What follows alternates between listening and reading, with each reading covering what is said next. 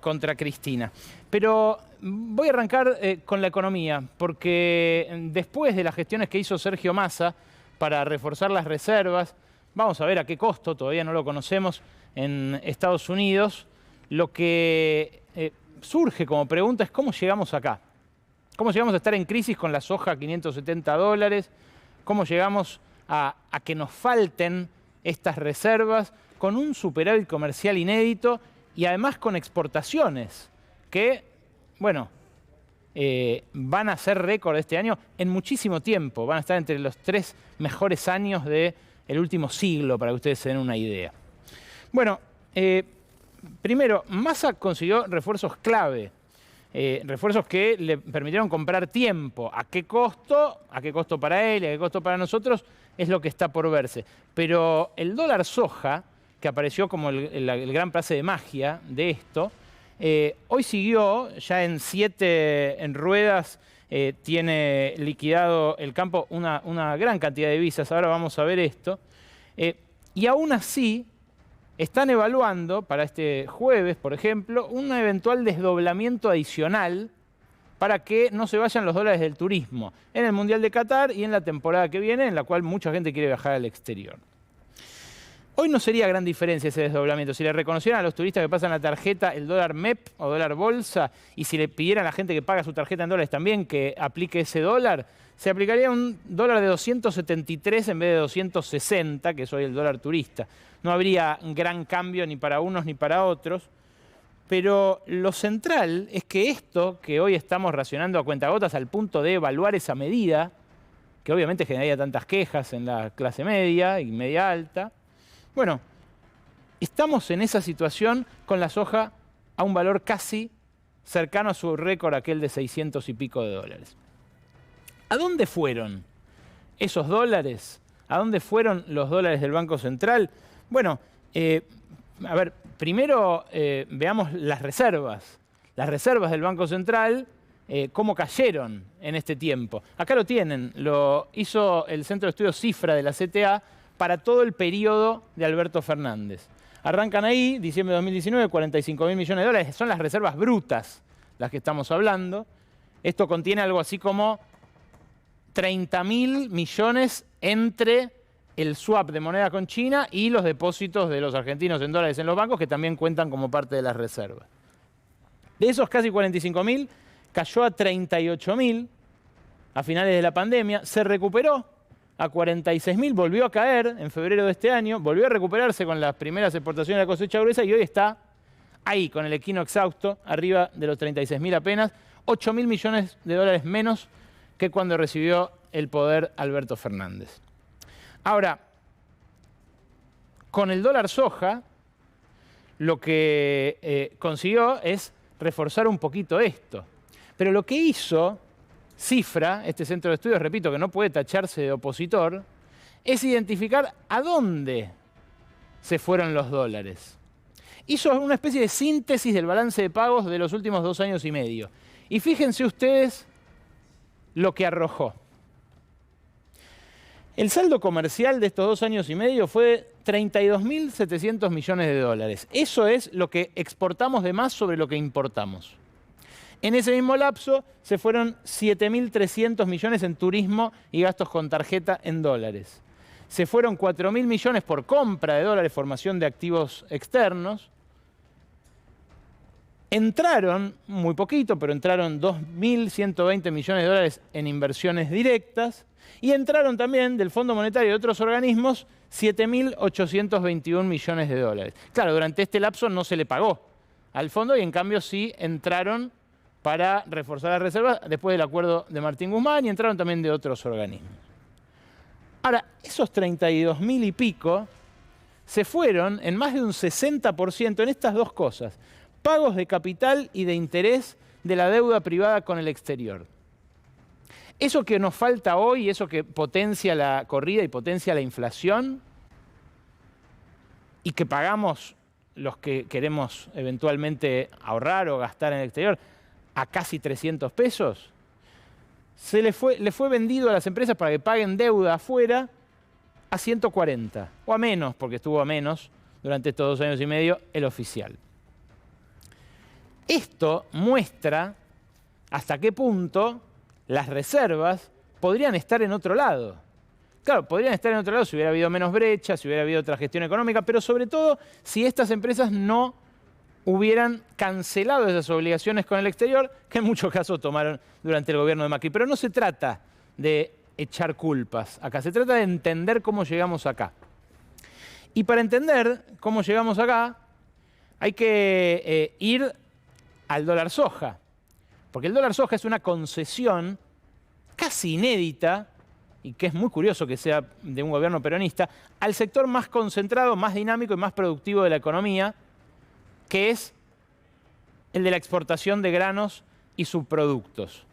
Las 6 grandes que administran el comercio exterior de manera casi monopólica, pero privada, son las que más hicieron negocio en estas 7 ruedas en las cuales el Banco Central compró 2.250 millones de dólares, caro, pero acumuló los 1.400 millones de dólares. Lo más probable es que este dólar soja siga esta semana y después se desinfle. Lo que vi de insólito es la queja de los ruralistas diciendo que era discriminatoria la sobretasa que le cobra el Banco Central para darle préstamos en pesos. Claro, no es discriminatorio que les paguen el dólar a mucho más que el resto de los exportadores. Y sí es discriminatorio que el Banco Central no les quiera dar pesos para que inicien la siembra sin liquidar los granos que tienen de la cosecha anterior. Bueno, igual los están liquidando, pero los van a seguir liquidando esta semana. No creo que mucho más. De hecho, ya 6 millones de toneladas es casi lo que se suponía que había en stock. Ahora, ¿qué va a pasar el día 31? Una pregunta que se están haciendo todos los economistas del gobierno y que hizo que hoy aparecieran aclaraciones, no se va a prorrogar y demás. Claro, es como sacarle un dulce a un chico. ¿Quién va a liquidar a 140 después de que liquidaron a 200 durante todo este mes de septiembre? Y es más, ¿quién va a sembrar trigo, sorgo, maíz, girasol para la próxima cosecha si no le garantizan que también va a cobrar 200 o más? O que va a tener un dólar aparte. Ya pidieron el dólar Malbec las bodegas. Hay otros sectores que con lógica dicen yo también quiero un incentivo cambiario, pero eso es lo que pasa al ceder frente a una extorsión. ¿Estamos ante un freno a la devaluación con este truco del dólar soja o estamos ante una devaluación en cuotas? Esa es la pregunta que surge. ¿Y por qué digo que surge esa pregunta? Porque el problema de la devaluación es que deteriora los salarios. El que devalúa pierde.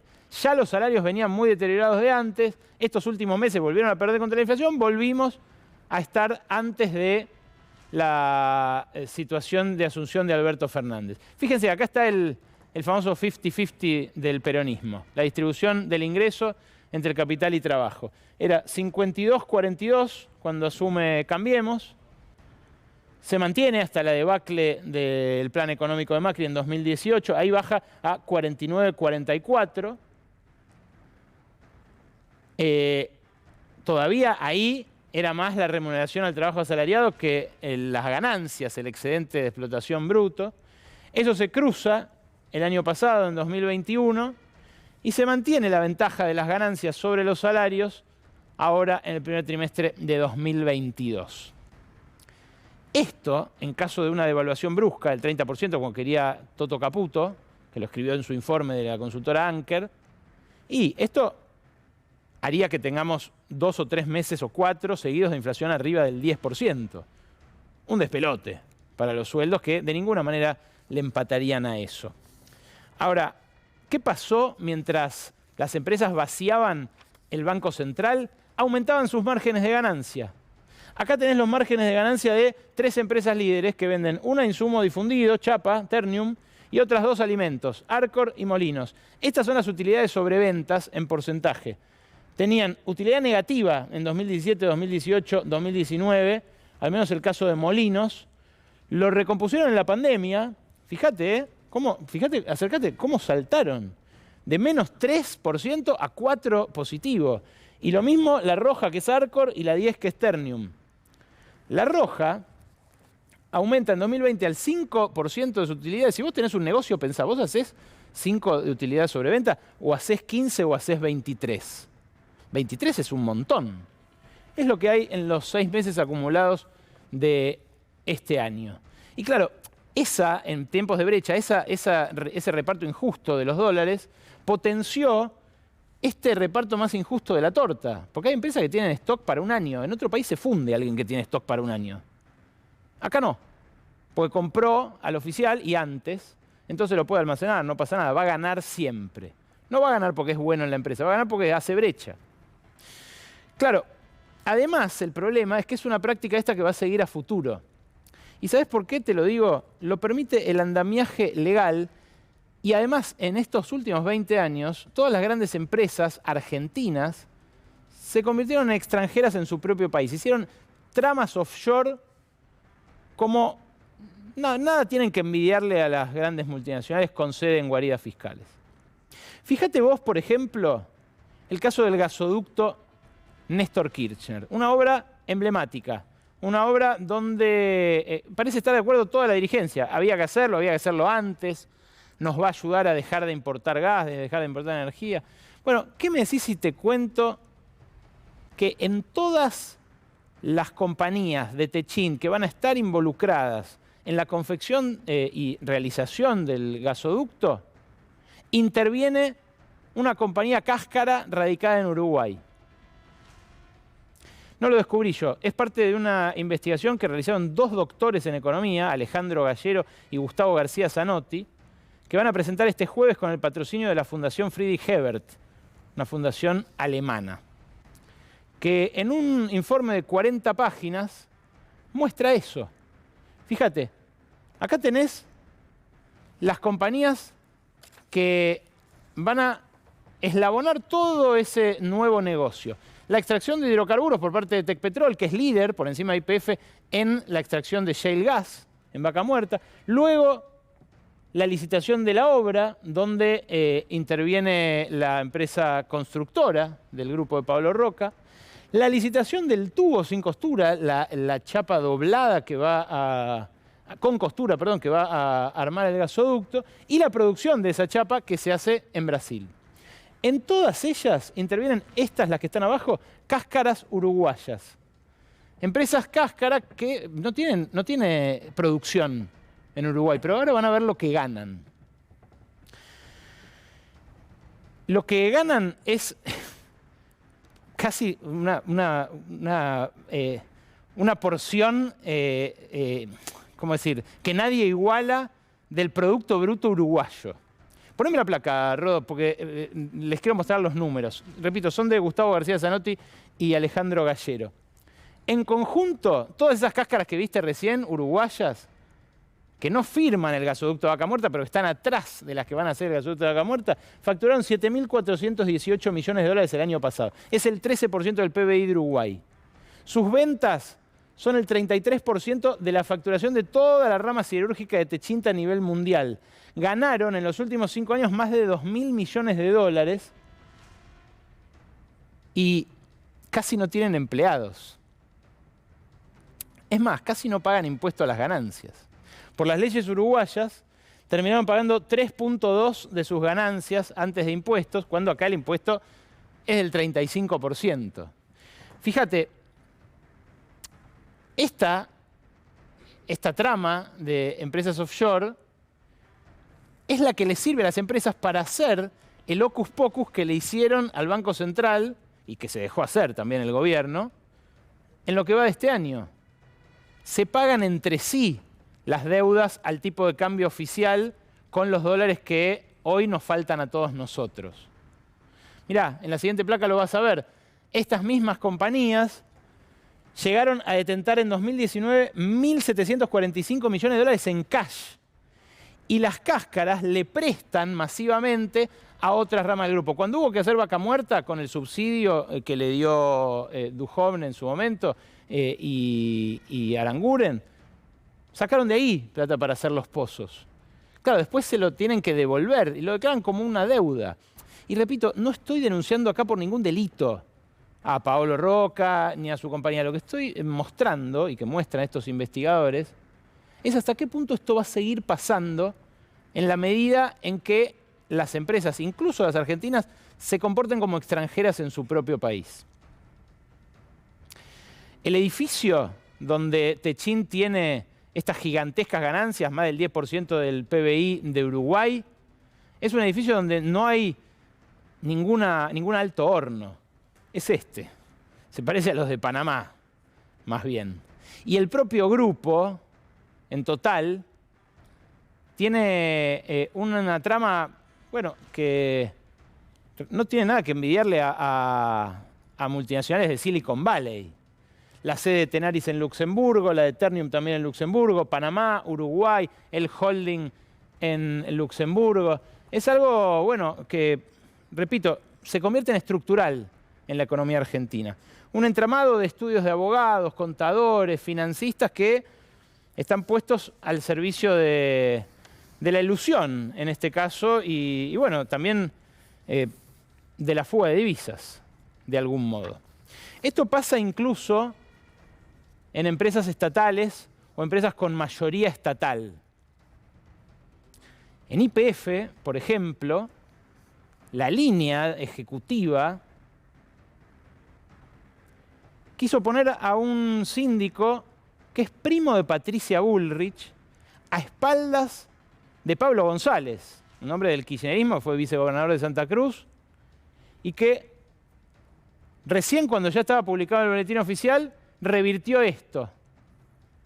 Un aviso de YPF, de conformación de YPF Litio. Fíjense ustedes qué importante esto, YPF volcándose al tema baterías, constituyendo una sociedad anónima unipersonal, de persona jurídica en este caso, en ese lugar, en Macacha Güemes, en la torre de YPF, y fíjense con qué autoridades lo van a ver abajo, en esta misma publicación, que es Luis Pedro Bullrich. ¿Lo tenés el destacado de la parte de abajo de la firma? Ah, bueno, está la foto, mejor todavía.